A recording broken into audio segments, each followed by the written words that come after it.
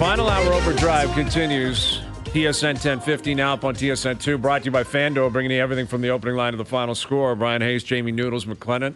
The O-Dog is doing panel work tonight. Leafs Red Wings on TSN 4. You can hear the game on TSN Radio. Steve Staios will join us here in a few moments. The new Senators President of Hockey Operation. Yeah. President of Hockey Operations. So he's coming in. He knows Michael Andlauer, the new owner, right? Knew him from his Hamilton days. Yeah, they've got a long-standing relationship, so Yeah. they're going to continue that on in Ottawa. So Yeah, it'd be cool to catch up with Steve. I'm looking forward to that. And Phil Simms later in the hour. And, you know, we've been talking about this all week. The top 50 list on TSN is being revealed day in, day out, right? Yeah. And number 11 through 20 was revealed today. How did it look? It looked about right. I think what sticks out is Sidney Crosby is number 13. And I think that's appropriate. But is that the lowest he's ever been on our list? I would assume so. I think last year he would have been around there last year. I guess there it is, Joe from the Bridge. Yeah, he was 11 last year, down to 13. I have to believe, like, based on where he is in his career, his age, he's going to keep going the other way. Yeah. But I said this earlier this week, and I will stand by it. I think if he stays healthy, can and will have a monster year. Yep. I agree. I think he needs to realize, and I'm sure he does, like, this is really your last crack at it. Yeah. With Gino getting older, Letang getting older, Carlson getting older, even though he just got there. Right. And I think Dubas has done probably the best he could to supply him with a little bit more talent, a little bit more depth, and let him run. So I wouldn't be shocked if Sid plays himself even above that this season. But then beyond this year, you got to start being realistic in terms of what's going to happen. Yeah. Right. Well, I mean, those the players on that list all deserve to be there. Yeah. You know, regardless if it's up, down, or, you know, lateral. Like Marner drops 2 spots, really, but he's in that conversation. Once you're in that range. Yeah, Braden Point up, you know, and Vasilevsky down, Shesterkin down a little bit. Shesterkin won the Vezina prior year. Yeah, exactly. Like, and Vasilevsky's injured now, so he's not going to be the 19th. Connor Bedard goes right there for That's you. where my Bedard would go. Yes, asterisk Connor Bedard. Just That's so where I'm your in on Dougie that. Hamilton goes or whatever. But isn't it amazing that Elias Pettersson was not ranked last year? And now, like, that's got to be the biggest rise. Now he's up to, I guess, Tage Thompson, the same thing. Thompson was not only not rated, he wasn't even on the radar. Yeah, he was. Like, Pettersson was on everyone's radar. It just he had a down year the year before. Right. But he had a spectacular season last year, and so did Thompson. Yeah. I think I had Adam Fox at 9 or 10. I had him higher than that.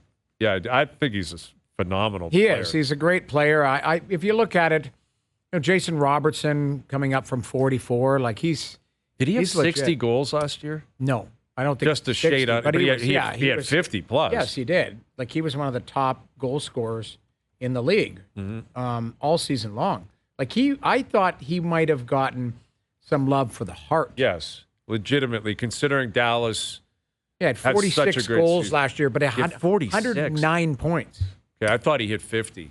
Yeah. Because there was a time there where he was on a run that was on a run and crazy. Year before he had 41. So that might be a he's- guy that gets 50 this year. He's established himself as a 40-plus goal scorer, 100-point guy, stud, like, offensive dynamo. Yeah. And he's a player. Yeah, he's a really good player. And that's where we are now with this list. Once you get into the top 25, 30, it's all everyone knows who those players are going to be. Yeah, you It's can just- mix and match. It's going to be a variety of lists, and people are going to look at players a little bit differently. But you're getting into rock star territory now. Yeah. Like the faces of the league, the true superstars in their prime. Top 20 players that are rated, like, usually those are household names. Yeah. Now, Kaprizov still hides in Minnesota for me. Yes, he does. But he's a great player. I think he's a top 10 player. And there might be a year where he just drags that team into something. You know, They make the playoffs every year. Well, they do. And, you know, you look at Gustafsson, their goaltender there, like you know, Fleury's still there, but they've got a young goaltender that's pushing through.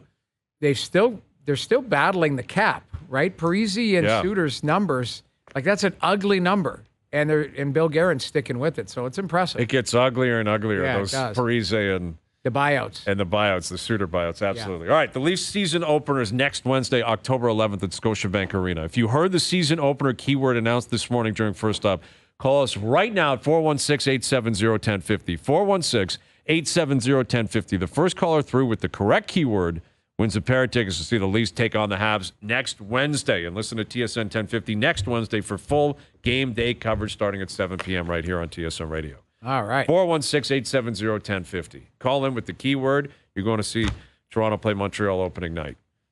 And it's going to be a big buzz in the city next Wednesday. That is for sure. Yeah. And it's a great time of year because, you got Thanksgiving this weekend, which I was joking about last night. I was on with Onright about like the conversations around a Thanksgiving dinner table throughout the country for that matter. Right. If you're a Blue Jay fan, if it's a big sports family, everyone's going to have a different take on the Jays, right? That one uncle who's just the contrarian who hates everything. Yeah. He's coming in with, he's going to demand that Vladdy gets traded. Bo's got to do something. He's got to cut his hair. Atkins can't cut it. Yeah. All these different things are coming. Snyder's fired. Snyder. And then there'll be the flip side that it's all good. They're an up-and-coming team. They still made the playoffs. Like, there's a variety of different views you can have. And then, eventually, it's going to get to, all right, what are the Leafs going to do? Yeah. What are the Habs going to do? What's going to happen with the Senators this year? Yeah. Right? Baseball in this country has now come to an end. It is, and there's a lot of high expectation. We talked about it yesterday. Depending on what team you cheer for, or especially the 7 Canadian teams, all have different storylines and expectation levels, put upon them. Right. So that's. I wonder what it's like to work for a team and have like a big family dinner or family gathering. I would assume, Canadian franchises allow themselves, and the people involved in these Canadian franchises allow themselves to have a Thanksgiving dinner. Yeah, but you talk about an uncle with hot takes. That's what I'm saying. If you're the general manager or the president of a team, you're going to have an uncle who's had 50 beer and is going to tell you, you need to trade this guy, you need to do that. That's what I'm saying. Like, do you think Steve Stais has a Thanksgiving plan this weekend where he's going to run into somebody in his family who is going to tune him up for something, even though he's been on the job for a week? You know what I mean? Like, someone coming up saying, Steve, you got to do something about this right now. Yeah, it absolutely, because in hockey, everybody knows each other, and everybody has that one relative that really feels like they know the game, right, played a little bit growing up and all that. Steve, I told you everything you know. I know, and wants 8 tickets for the home opener and wants to make sure of this and that. Like, there's going to be asks that are ridiculous, especially in his role. He's at the top of the heap. He's running the team. He's the president of hockey operations. Exactly. If Steve Stais, I don't know if he gets back to Hamilton. I would assume he's up in Ottawa, but maybe, some of the family, friends come up there to see him Thanksgiving weekend. Knocking on the door. Can we come in?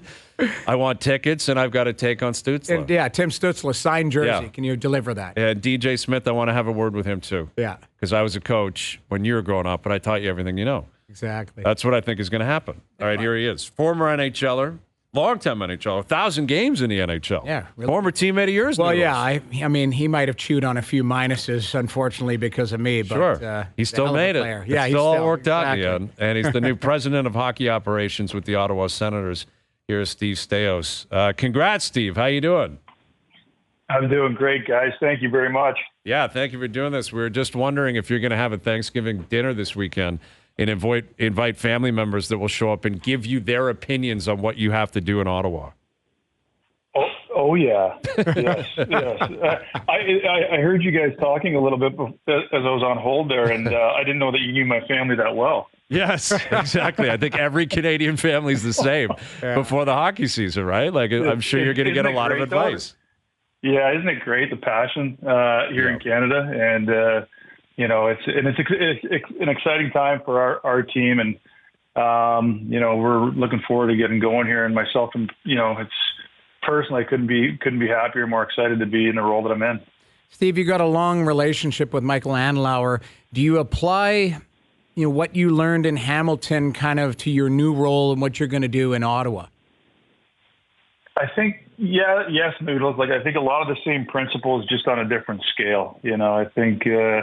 I think we differentiate ourselves in a number of ways. We did it in junior hockey, and I really feel like a lot of the things that we did, we can bring to our team here in Ottawa. Certainly, there's different pressures, a different scale. There's more to deal with, and we have some ideas on how to differentiate ourselves in each area. And Michael's big thing is being best in class. And it's great working for a guy who wants that and puts his resources and passion behind it. But it's a challenge. Like he's a great man and a great leader and a great mentor. But it's he's a challenging guy, and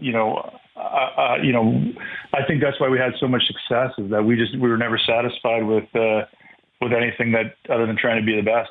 Well, and that's something I'm sure the fans in Ottawa are going to be very receptive to. But what about your players? I mean, you were a player for a long time, Noodles. You talk about this all the time. There's not always a buddy-buddy connection with the president of the hockey operations or the owner. Yet your players are well aware of what comes with a new owner, what comes with a new man at the top, like you're bringing to the table, Steve. How have your players received, your appointment and the new ownership with Michael Andlauer coming in?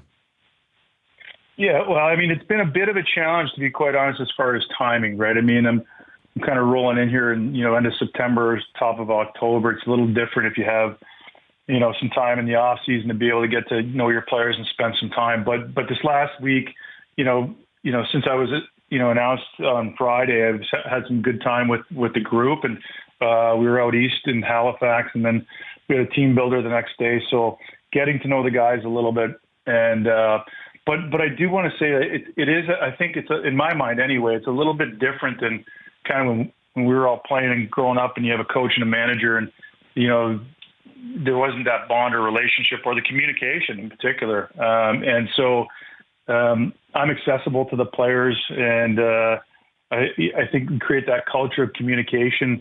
It's a different generation. I think the one thing about being back in junior hockey for 7 years I did after I left the Toronto Maple Leafs, it allowed me to understand this generation a little bit better. And I think they get a bad rap. I think they're great kids. They're dealing with way more pressures than what we dealt with coming up. And I respect that. So if we could be there, like, there's a high level of accountability. Don't get me wrong. It's not that's a given. Like, there's a high standard and a high level of accountability, but I don't think we can't differentiate ourselves with a little bit of care and communication. Is that the biggest thing that you've noticed basically since, you retired and went into, management side, and now you see today's game is, the communication, obviously the training, the talent level of some of the players and stuff, how younger it is, the cap situation where players are now playing at a younger age and they arrive at the National Hockey League ready to play. It's not, the seasoning. You see that at a younger age. But is that the biggest difference that you've noticed since you retired and gone into management and now learned along the way is the quality of the players and how quickly they transition basically from wherever they played into the National Hockey League? Yeah, without a doubt. I mean, I think when we were coming up and you turned pro and you needed a couple of years to start to figure it out, these kids are being thrust into these situations now, and that's where I think that they're better equipped for it. They're ready for it. It doesn't mean that they're not feeling those pressures and high expectations, but I mean, especially from a skill set perspective and the way that they train nowadays, it's certainly a lot different. But they still need the support. They still need to be, be in an environment where they can thrive. And again, it comes with a high level of accountability. We have a head coach that certainly demands it, and this group works hard, and they're committed, and that's exciting. Was there one thing when you got the job and Michael gave you the job and everything, where you said, this is my first task here? Is it meeting with general manager Pierre Dorion or sitting down with the head coach? Like, was there something that you laid out that was your top of your priority list, or you kind of just been kind of playing it by ear because it's been such a whirlwind? Yeah, no, the first priority was certainly sitting down with Pierre. I think, it needed to be clear that he's the general manager and still in charge of all the day-to-day operations. The only thing that's changed for Pierre is that he's got another layer of support. I certainly bring ideas, and we talk often, and even leading up to it, talking about just some philosophies and things like that. So that was my first priority, to make sure, we're getting close to getting into the season. You want things to be able to move smoothly. There's been great lines of communication with myself and Pierre. And so that was first priority. Now, there are some things, I think, as we move forward here, there's some things that we need that might need something, a little bit more immediate attention, but most areas I think are sort of the build on the long term and making sure. Michael really talks about being competitive and sustainable, and so that's my job to go and identify those areas where our group needs support, maybe even some change in processing and things like that. But so I've been digging in on that. But initially, my first priority was to make sure that the lines of communication were clear with Pierre. With Steve Staios, the new president of hockey operations in Ottawa, and you mentioned that there are some things that are immediate that might need your attention. I'm assuming that would apply to the Shane Pinto negotiation, and I'm curious if you can reveal any details on that in terms of your role. Like, it's obviously, but it's well down the road, but it's a major item on the to-do list for the Ottawa Senators. So are you involved now? Are you included? How do you play a role in that? Yeah, going back to it, Hayes, it's the same thing. Pierre's on this. It's he's on it. And because he's on it and our general manager, he'll speak to it. That's the one thing I want to make sure that the messaging comes with his responsibility towards that, resolving that and getting that done. He'll speak to that, and I won't. Okay. Well, in terms of the work that's already been done by Pierre, I'm curious again about the timing with you coming in, Stephen, where you kind of land on the pecking order here, because Stützle's locked in, Kachuk is locked in, Norris is locked in, Batherson's locked in, Shabbat, Zub, Sanderson, Korpisalo. Like, those are major pieces that are locked in. And I'm curious how you approach those players in particular. Are you coming in and evaluating them and then eventually giving your own opinion on how you see them fitting? Or is that work done and you're going to focus on kind of the rest of the roster, because those are young players that have been locked in, and Pierre Dorion and previous ownership decided that those players were worthy of those long-term deals? Yeah, well, I mean, and we're proud to have all those players. I mean, they're a great core group. They're a committed group. They're hungry, and so that's why we're so excited about moving forward with that group. But there's certainly a lot of areas that maybe we don't talk about or see that continue to be improved, that we can improve on within the organization. And again, that's going to be my focus right now. I mean, as far as evaluation, like we talked about, even my family's evaluating every game and having an opinion on it. So, we're, of course, on a day-to-day, and that'll be part of my role as well. I think inevitably there's going to be some tough times. Inevitably there's going to be some questions and some things to deal with. And we got to show some strong leadership from the top, and that'll filter down to our players. Ultimately, our players are the most important, and making sure that we create the right environment with a high standard and accountability that they're committed to is the most important. Obviously, we know the teams from the outside. You follow the league. You pretty much know everybody in the league.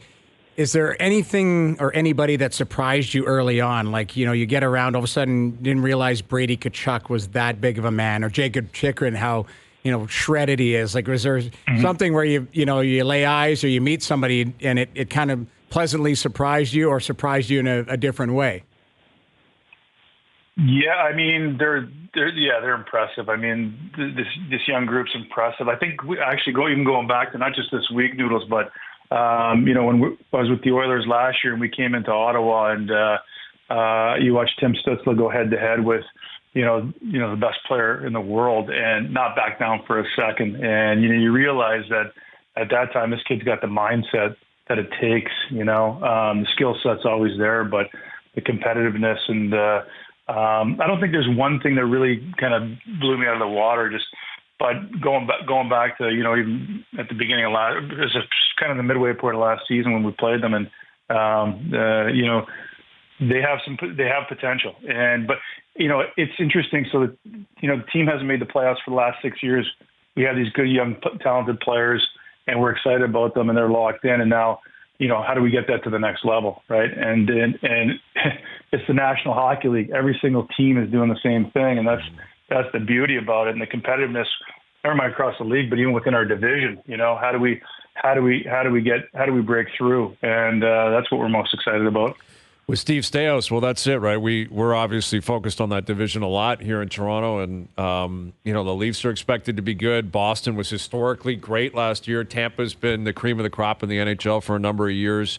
Florida was in a Cup final. Like it doesn't have to be about the Eastern Conference or the whole 32-team league. It's really about the 8 teams in your own division. And I was saying this earlier this week, and I know you're really familiar with this market, Steve. I think people here in Toronto are craving the Battle of Ontario. I really do, because it was such an amazing ride in the late 90s, early 2000s. I know you're relatively new to the Ottawa area now, but do you get the sense like people out there would embrace that as well? And is that something that I think would be a really cool story to see Ottawa, Toronto, Montreal at some point, these geographical rivals really battle it out? Well, I really do. And I think you touched a little bit on the history of the Battle of Ontario, and that's what makes hockey so great, is these rivalries and these divisional matchups, and then ultimately, the playoffs and getting into a series. And boy, does that ever drive the fan base. So, if in fact you get in that situation where it's a playoff series, or even the Battle of Alberta was like crazy, and Noodles knows that as well. So It drives the market, it drives the fan base, and I think it really, gets the players energized too, and gets up for those games.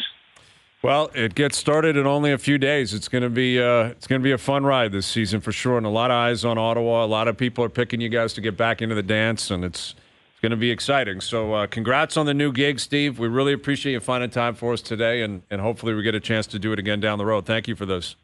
Always a pleasure, guys. Thank you. You got Thanks, it. Steve Staios, the new president of hockey operations out in Ottawa. Yeah, great guy. Yeah, NHL lifer, right? Like been around the game forever, played a number of different teams, worked with the Leafs, and was in Hamilton with the Bulldogs for a long time. You talking about played in Battle of Alberta, was in, I think he was on both teams. I know he was in Edmonton for sure. Well, we had him in Calgary. I know when I was on the coaching staff. There you go. So yeah. I think he got traded. That was it might have been one of the first trades between Calgary and Edmonton ever in the history of it. Like those, there are teams where you just don't trade. Will not happen. Trade with, right? Yeah. Although that really has changed in the game, because you're right. It would have been that way with Toronto and Ottawa, Toronto and Montreal. But Dion Phaneuf went up to Ottawa. Dion Phaneuf went to Ottawa. Yeah, absolutely. Like the Leafs and Habs they've made deals. You know, it's Plekanec. Sure, send him down. We'll take him. That's right. The turtleneck. Yeah, the turtleneck came in. He had played 1,000 games for the Habs, and he got traded here for a second rounder in a Habs blue turtleneck that he taped a little maple leaf logo on. Oh, I forgot about the turtleneck playing here. Oh, yeah. Staios was, he started in Boston. He was in Vancouver. He played in Atlanta. Oh. And then he was with Edmonton for a long time, then Calgary, then finished his career with the Islanders. Yeah. He played in Worcester in like 96 or something. Yeah, 95, 96. Yeah, that's when I crossed there it is. paths with them. Yeah, you were in there. It was you, Eric Fichot. Oh, yeah. Mike Buzak. Mike Buzak, the big Ukrainian guy from Edmonton. Dallas Aikens was on that team. Oh, yeah. Played 4 games. Played with Dallas, yeah. Yeah, well, he was up and down in St. Louis that year. That was the St. Louis affiliate. Ian LaPierre. Yeah, there were some good players that kind of filtered through. That was Jamie Rivers on that team. Yeah, I gave him 6 stitches by accident. Okay. I went to fire. I tried to score a goal, and I went to fire the puck down the ice, and he skated right into it. We forgot to ask Staios about stealing his car. I totally forgot. I was going to bring it up, but I totally forgot about that. We have to prepare him for that. I know. He's the president of a hockey team. He can't be talking about some lunatic who jumped in his car and drove away at a gas station. I totally forgot about that. And wasn't his wife or kid in the car? Yeah, I think so. I think that's what happened. Jumped in and they have started exact driving. Same, cars. Yeah. And Steve, I think his wife and kids or something were like, who's this lunatic driving our car? Yeah. It was O. Yeah, it was. It was so unreal. In Muskoka. Driving it around. All right, Phil Simms coming up. Overdrive continues. TSN 1050 and on the TSN app. All right, today's best bets are powered by FanDuel. Make your picks and assemble a same-game parlay in seconds on the FanDuel Sportsbook app. DJ Moore, 40-plus yards tonight. Terry McLaurin, 40-plus yards receiving tonight. Bryan Robinson, anytime TD. There's your parlay for the night. All right, this Robinson, he's been good. He's been a stud. I think there's going to be a lot of points scored tonight. Today's best bets are powered by FanDuel. The FanDuel Sportsbook app is the exclusive home of our OverDrive same game parlay. Please play responsibly. Must be 19 plus. Physically located in Ontario. I'm going to go on the FanDuel app right now, actually, and hammer that prop. Oh, yeah? It's up there. Yeah, they got our mugs up there and everything up on FanDuel. I love it. Yeah. I think that's a good pick we had from years ago. It's a good pick. Yeah, it's a quality pick. We don't want to upgrade that pick. No, right? I That's think like that, one of those. You know what? Like We don't need another photo shoot. That's a before shot. We don't need the after shot. We don't need it because it gets worse with our after. Yes. A lot of people's after shots are more flattering than their before. Yeah, we had a decent before. We don't need an after. No, for me, it's like don't want less it. hair. And Yeah, we don't want it. It's not good. Yeah, Chase Claypool, I'm seeing inactive again tonight. And basically, he's done in Chicago. Wow. Like, this guy has talked his way out of Chicago. Like, it was such an opportunity. The Bears stink. Yeah. Yes, they got DJ Moore, but you could be the number 2 wide receiver there, young quarterback, grow with it, and now you really got to wonder what this guy's going to do with his career. But if you're looking for a Canadian angle in the game tonight, Chase Claypool not playing. Right. But this game does not scream fireworks, but anything's possible on a short week in the NFL. Right. Here's 2-time Super Bowl champ, CBS NFL analyst, and you can check out his podcast, Sims Complete Podcast. This is awesome. First time on OverDrive. Yep. Here's Phil Sims. How you doing, Phil? Hey, I'm doing well. No complaints. And, tonight's game, I got to tell you the truth. I love midweek football because I work pretty hard, I think. Yeah. Or at least I tell people that. Yeah. Monday, Tuesday, and Wednesday. So Thursday, I'll think about, let's do a little more because the game's coming on. And you know what? If it's a complete travesty and whatever, I enjoy those games too. I don't know. It's still football, right? Yeah. It's still football. That's right. Yeah. Every game doesn't have to be high scoring and, we got touchdowns and our QB ratings high and all that bull. Sometimes it's good to see a really ugly game because if you want to be a good team, you got to win a few ugly games during the year, too. Absolutely. What do you expect out of Dak Prescott? Do you think he can make a statement and really dominate? Dominate? I don't know if he can dominate. But, I'll say this fast, is I don't think San Francisco defense right now is the same defense I saw when it was really clicking last year. And I would say this also, Dak Prescott being in that situation last year in the playoff game, if he's presented the same opportunities Sunday, is it Sunday or Sunday nighter. Right. Yep, Sunday nighter. Yeah. If he's presented the same opportunities, I think he will take advantage of them, and it would give him a great chance to win the game. When they played that playoff game, there were about 3 or 4 times it was there for a big play. But, when you play teams, and I remember it when I was a quarterback, when you play teams that can really rush the passer, the coach all week long, hey, now make sure you get rid of the ball, get rid of the ball, get rid of the ball. And he got rid of the ball too quickly and cost himself, I thought, a couple opportunities to maybe change the outcome of that game. Everyone's got a different opinion on Brock Purdy, and it seems to be an ongoing debate. Is he a systems quarterback? Is he a standalone quarterback? What is your opinion of Brock Purdy? Just take the frying pan and hit me in the back of the head. I mean, every time there's a new view on TV, I watch a lot of TV because I watch the football games, but I'm listening to the TV. So, what do you think? Is this guy an elite quarterback? I mean, let it go. Is he top 10? Hell, I don't know. But he's presented with great opportunities with the San Francisco 49ers, and he's taken advantage of it at a high percentage. And, with Kyle Shanahan, what he does, and he's really done his whole career, he doesn't really need or he's never really had a guy like, let's say, Josh Allen, Lamar, anybody that's just an incredibly dynamic playmaker. But he doesn't need that because he knows how to get them open. So Brock's doing a tremendous job. I hate these, what do you think, or, let's judge him. And I heard, I won't even say their name. I can't even watch it. But I heard somebody on TV this afternoon, and, they just couldn't give him any credit. And I think that's ridiculous and good for him. Yeah. It kind of tells the story. What? Great experience in college can carry over to the pro game. There's nothing like being under center in the shotgun a lot of times just to feel comfortable.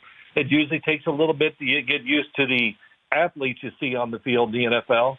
But, man, Brock Purdy has really done a tremendous job. That's all I can say. It's such a cool story, too, right? Like, regardless of what he's going to be in a decade. The guy was the last pick of the draft. He wasn't expected to have anything to do with this. They traded up to get Trey Lance. They had Garoppolo there before him. And now it's his team. Like, at a minimum, the Purdy story is a really cool story. Oh, it's cool. I mean, come on. It's great. It just tells you there's many ways to play the quarterback position. And you know, I like them all. And I study them all. And, you know, when they traded up for Trey Lance, many things about that, which whatever. But I think I'll never forget that the year before, the San Francisco 49ers played the Buffalo Bills on a night game. I don't know if it was Sunday, Monday. And when the game was over, they said to Kyle Shanahan something. He goes, look, it didn't matter what we do. We were not going to beat the quarterback. And I always wonder, was he looking for somebody that was big, could run and throw? Well, the problem is there's very few people like that out there. And Trey Lance, you know, I'm not going to pick on him, but he's never going to be the thrower or the mover that Josh Allen is. So hard to find guys like that. And they took a chance, and it backfired. Chatted with Phil Simms, two-time Super Bowl champ, CBS NFL analyst, his podcast, Simms Complete Podcast. That was my first one with my son this past Tuesday. Oh, beautiful. Nice. Yes, we love it. We've heard all it seems to be getting a good buzz. You like jumping into the podcast world, Phil, or what? Oh, I just can say this, guys, both of you. I'm going to tear it up. Okay. I have so much in his head, as you can hear. I can't shut up sometimes. But I want to get it out. And, you know, I love working at CBS, and I do. But, you know, I can't get it all out there every week, and it gets frustrating for all of us because, you know, time and commercials, and that's what we do. But the podcast is I'm not telling you guys anything. You get all this time on the radio. It's free flowing, man. So it's nice to get your opinion out there. And I'm one of those guys. I do watch just about everything. And I always tell people this. They go, do you really watch every game every week? And I go, yeah, you know, it's a really tough job. I got to watch football games during the day. It's pretty good. Well, are you going to rant on your podcast about, you know, Daniel Jones and, you know, the pressure that he's under with the Giants? Am I going to rant about it? I'm going to tell that I haven't. I'm going to watch the Giant game again on tape tomorrow morning. I think I know what I'm going to see.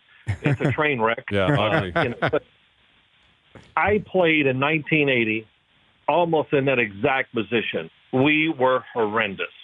And I took a beating like, you know, you just can't believe you can survive it sometimes. But every once in a while, there would be a game. I think we played like the 8-1 Dallas Cowboys that year, and we put up 38 points on them, and we beat them. And then we went back to who we were later and just got blown out the rest of the year. But, you know, I'm waiting for at least something like that to happen for the Giants. But you guys know everything. When your offensive line struggles, your team is going to struggle. And it's just the way it is every single year. If you watch the playoffs, it's usually the top 10 or 12 offensive lines that are in that playoff, and they know what to expect each week, and the Giants are not right now, definitely not in that category. Yeah, and they got a tough skid coming up, Dolphins and Bills the next couple of weeks. That's not going to be easy. Yeah. There's a lot of, you know, chatter around Cincinnati this year because they haven't met expectations, nowhere close to it, especially offensively, and Joe Burrow. And everyone, I think, understands Burrow's really injured. He's banged up, and he missed camp, and he has not looked himself. You're the perfect guy to ask, a quarterback, because, you know, you guys are a different breed, and you understand your importance and the magnitude that comes with that position, the money, the responsibility, and the importance of playing. Everyone's got a take on if they should shut him down or not. What do you think Joe Burrow is thinking right now about his own status? Well, all you said was true except the money part for me when we were playing. Right, a bit different. A little bit of a tax, different tax bracket. Oh, my gosh. I know. I'm happy for him always. And then I remember last year, Boomer said something. I looked at him. I said, you know what, Boomer? It's never bothered me. But I got to tell you the truth. It's bothering me now. Yeah. And, you know, Joe Burrow they created so many big plays last year, not by like him running like Lamar Jackson, but his movement in the pocket, out of the pocket, looking for passes. That was such a big part of their team. So now they don't have that. They're pretty much a stationary offense. They don't try to trick you in formation. They want to line up and beat you with talent. And right now that's not working. And it just goes through the whole team.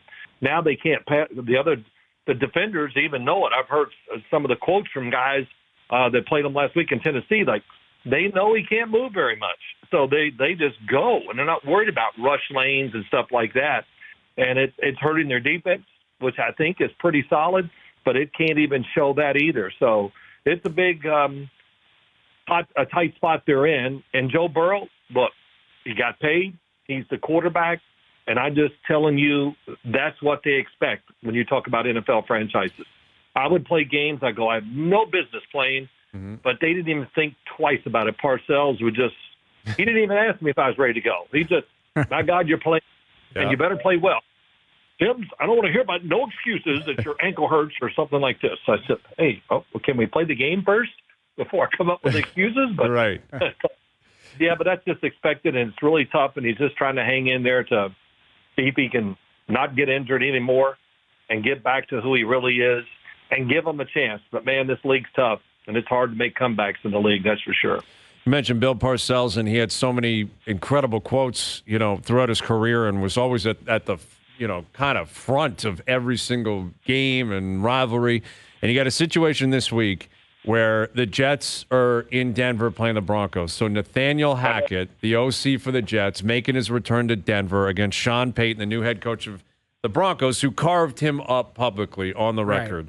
Right. And yet these two teams stink. The Jets can't win because they don't have a quarterback, and Denver's getting rocked 70-20 down in Miami. Does this still hold up for you? Like, is this still a story, Payton versus Hackett, considering Rodgers is done and Denver hasn't been very good? I think it is, for many reasons. While I live up here in the area, I will say this. For the first time in 3 years, Zach Wilson almost looked like the guy that I saw the way he played at BYU. Mm-hmm. And my whole point to this, I'll say it on the air Sunday, hey, don't go out there and try to manage the game, coaches. And for Nate Hackett, man, do you want to just stick it to him? Then let him get back there deep where he can fire the ball down the field and moving because he can move. And then moving becomes much easier. I watched that game against Kansas City today. And every time he took a 9 or 10-yard drop with a play action, every time except once, something good was there. Either they were open, he made the throw, or he moved and made the throw, or he ran. And that's who he is. So to go out there and try to play perfect football and get the right play and all, man, you got to let it go. That's all I can say. That's what I hope to see from the Jets. And for Denver, the defense, well, maybe they're going to be a little more emotionally ready because they finally won a game. The fans will be behind them, and if they lose the game, the fans will be out there before the fourth quarter. But, Justin Fields goes, man, if I could just play them 5 times a year, I'd be an all-pro. No kidding, man. Hall of Famer. Everyone wants to play Denver. He looked great. But the thing that worries me about the Jets is I don't look at their receiving core being special. And I think that's, we'll see. Garrett Wilson, of course, is very good.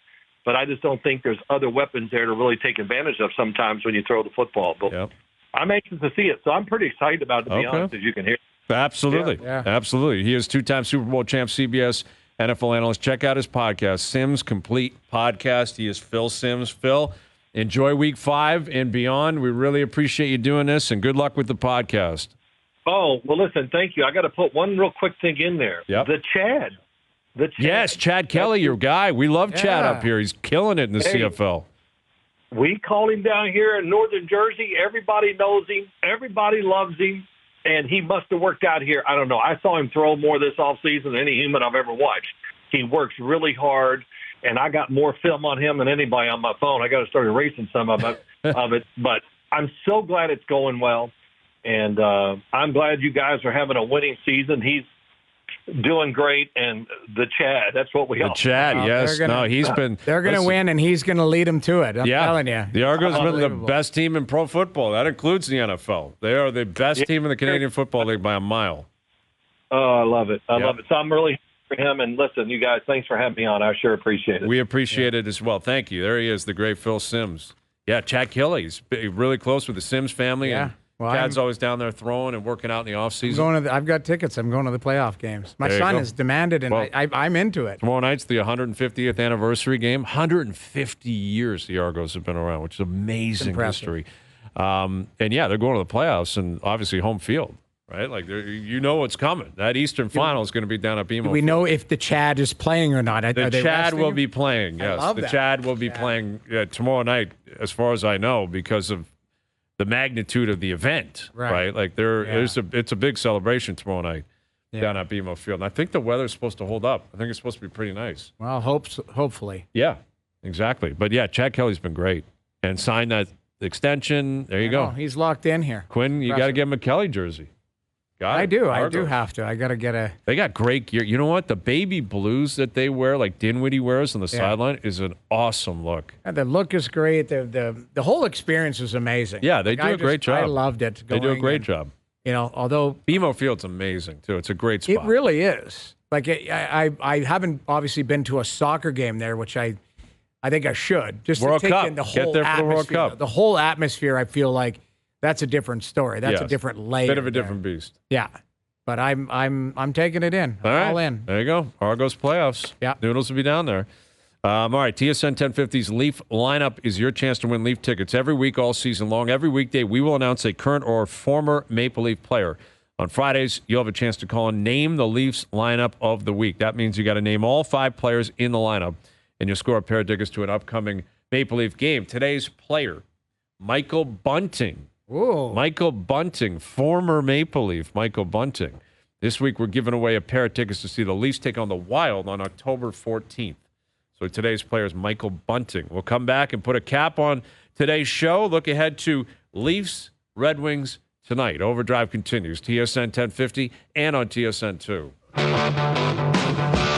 right, Leafs, Red Wings coming up on TSN 1050. Also up on TSN 4 tonight. Only a couple of preseason games left, right? You got a lot of fantasy hockey leagues going now. I know. I'm going to have a couple probably, I think Tuesday night I'm doing one, maybe Monday night. I had somebody email me saying, can you take a look at my fantasy team? What are you going to evaluate it after the fact? I don't know. That's what doesn't make sense. That like, what if I was like, well, that stinks? Yeah, and how do you know who they could have picked? Right. Like you're not going to filter through every round and say, well, you took this guy, I would have taken that guy. I've never played a fantasy game in my life, like as far as, picking teams. Fantasy and stuff sports. like that. Yeah, I'd like to, but I feel like I've never been, like Roberto Luongo invited me one time and I missed the call. So that was it. Yeah, I remember he used to do that publicly online. Like it used to be like a Yahoo pool or something. Yeah. I feel like maybe, I don't think I got in on that, but I was going to maybe get in on that too. Because I think you were like, I'm not doing it. Didn't I set it up with you? Or, yeah. Maybe I did do it and I just never paid did. attention. I think I got kicked out because I think Louis was like, you're not. Because some people are really into it. Yes, he was like the commissioner. Yes, and it's like if you don't take it seriously and respond to trade requests and don't have players up on the block that you're willing to flip. And I don't do that. I don't have time for it. Yeah. I don't care. I love football fantasy. I like playing hockey fantasy, but I'm not riding the waiver wire every single day. And I'm not responding to you about what I'd be willing to trade a player for, future picks. But there are guys who absolutely live for it. Yeah. And they will kick you out of the league if you don't invest enough. Yeah. Right? Like, hey, you had someone on the bench that was playing. You're out. Like, sorry, man, I got kids. Like, yeah. I don't know, dude. I had other stuff going on. I haven't had enough time to do that. But yeah, I'm going to have commitment. To get back to the guy. But I'm going to look at the list and go, yeah, there's some good players. Just say it stinks. Like, why not? You know what I mean? Then, what would he do? He couldn't do anything. There's nothing you can do anyway. There's no point in evaluating a fantasy draft after the fact. Yeah, well, I'm going to without understanding who he took. Team looks good. Because he could send you a team and you'd be like, yeah, it looks all right. And then you realize he had first pick and he didn't take McDavid. Yeah. And he didn't, he took Draisaitl instead or Matthews because he's a Leaf fan. Yeah. Anyway. Yeah, it's true. I wouldn't be able to pick out his No, you don't know that kind of stuff. Don't waste your time. I'm not. All right. Thanks to everyone today for helping out behind the scenes. Everyone for tuning in today, radio, TV, podcast, web. We appreciate that. Leafs, Red Wings coming up. And, of course, we got Commanders, Bears tonight as well. So a full breakdown of both games tomorrow. And I'm sure we'll continue to break down what happened with the Blue Jays Yeah. as their season came to an abrupt ending yesterday. Fallout. That's what it's going to be. The Yes, fallout. there's going to have to be some answers here. I don't know who's going to supply them or when they're going to be supplied, but I think most people are waiting for that. All right. All right, we're out of here. Enjoy your evenings. Enjoy the games tonight. We're back tomorrow at 4 p.m. We'll chat then.